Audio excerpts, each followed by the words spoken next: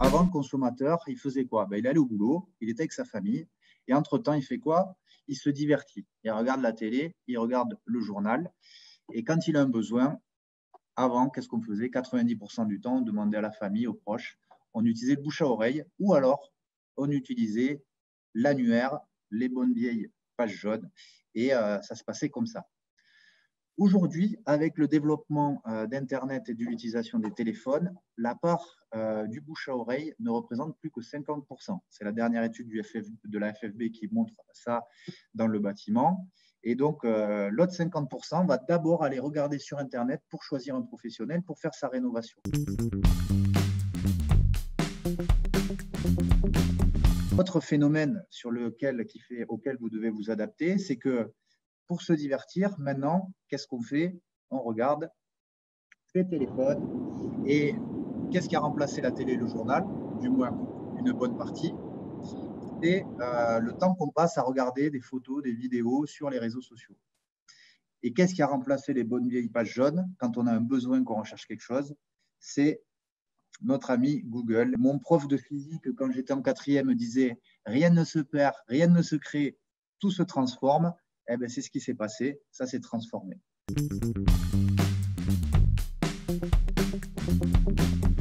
Ce phénomène, il va s'accentuer. Vous le voyez avec vos enfants, ils sont accrochés à leur téléphone en permanence. Donc, l'être humain va passer de plus en plus de temps sur les réseaux sociaux, sur Internet, sur Google. La part du bouche à oreille va encore diminuer. Et le problème, c'est qu'il va y avoir tellement d'enjeux avec les consommateurs qui passent tellement de temps sur les réseaux sociaux qu'il y a tous les gros qui sont en train de venir et qui sont en train de s'y mettre et qui vont vouloir prendre le particulier pour le capter en premier, pour acheter les matériaux directement aux industriels et demander aux artisans d'aller poser tel jour à telle heure pour 200 €.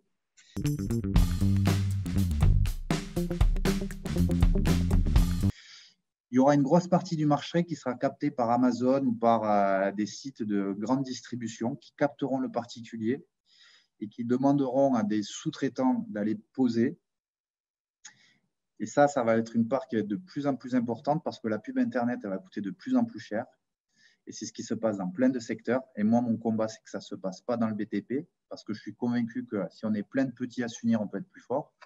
Et il va y avoir les indépendants digitalisés qui se serviront, qui comprendront ce système et qui seront à l'affût des nouveaux outils pour mieux servir ces particuliers, comme on a les derniers outils pour faire les chantiers. Et là, ce sera les nouveaux outils pour bien comprendre le particulier, qui seront devenus un média. L'enjeu pour nous tous, c'est de devenir soi-même un producteur de contenu sur Internet, de devenir un média pour s'en sortir, pour ne pas se faire bouffer par les gros.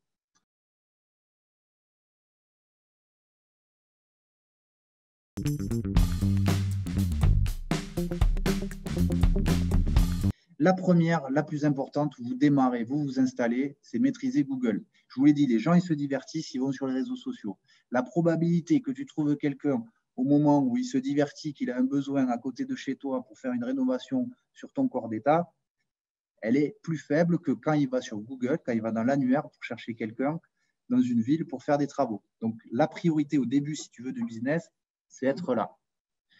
Sauf que tout le monde t'appelle tous les jours 10 fois pour être « oui, tu vas être premier sur Google ». Mais ça veut rien dire. Google, c'est simple, mais c'est compliqué. En fait, Google, tu as 3 parties dedans. Tu as la partie d'en haut, la partie du milieu et la partie d'en bas. OK ? Si on tape « installateur climatisation Toulouse », pour être dans la partie d'en haut, ce qu'on appelle le référencement payant. C'est un système d'enchères. Si vous voulez remonter sur les 3 mots qu'il y a dans la barre de recherche, ça coûte, je dis n'importe quoi, 10 € à chaque fois qu'on clique. Si vous voulez qu'on clique 10 fois sur vous, il faut mettre 100 € par jour. Quand on a utilisé comme au casino les 100 €, c'est fini, vous n'y êtes plus. Mais vous pouvez être dans les premiers. L'autre partie, c'est la partie que Google, sur laquelle ils investissent le plus. C'est l'annuaire, c'est le mini réseau social annuaire, le Google My Business de Google. Parce que quand tu vas cliquer là, eh ben, tu ne vas pas sur les sites Internet, tu restes dans Google. Cette partie-là, elle est gratuite. Tu peux avoir des solutions comme celle que j'ai parlé plus haut pour l'accélérer. Mais je vous encourage tous vraiment à miser sur ça. C'est vraiment le premier truc sur lequel démarrer qui coûte quasiment rien. Et la troisième partie, c'est le référencement local. C'est là où ton site Internet va être présent. Si tu es sur d'autres annuaires, c'est là où tu pourras être présent. Et l'enjeu pour vous, au début, si vous voulez développer votre activité, c'est d'être présent sur ces trois parties et d'occuper la première page de Google quand quelqu'un cherche à faire des travaux près de chez vous sur votre métier.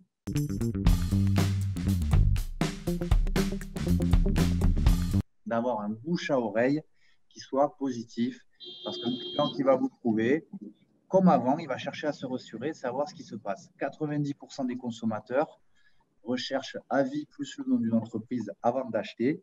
Une entreprise qui a des bons avis, selon certaines études, c'est plus 3 points de marge, c'est des prix plus élevés, c'est des taux de transformation plus élevés.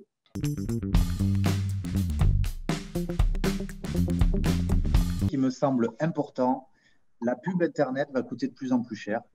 La visibilité va être de plus en plus compliquée. Un bon moyen pour que vos clients, votre communauté de clients refassent appel à vous, parce que ça coûte 10 fois moins cher de refaire du business avec un client existant que d'en trouver un nouveau. Je vous encourage tous à créer une communauté de clients et à inviter chacun de vos amis, de vos clients ou de vos prospects sur vos réseaux sociaux pour rester en contact avec vous. Pourquoi? Parce que chaque fois que vous allez poster quelque chose sur les réseaux sociaux, il y en a une partie qui vont le voir. Et ils vont découvrir que vous faites de nouvelles prestations. Vous avez recruté un nouveau stagiaire qui a l'air sympa, que vous faites une activité de porte de garage, comme Lorenov Provence ce matin quand j'ai ouvert mon Facebook.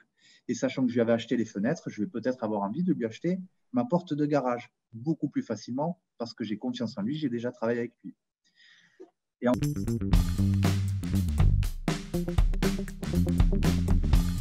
pour donner confiance aussi, pour mettre en avant votre côté humain, votre personnalité, votre savoir-faire, les marques avec lesquelles vous travaillez.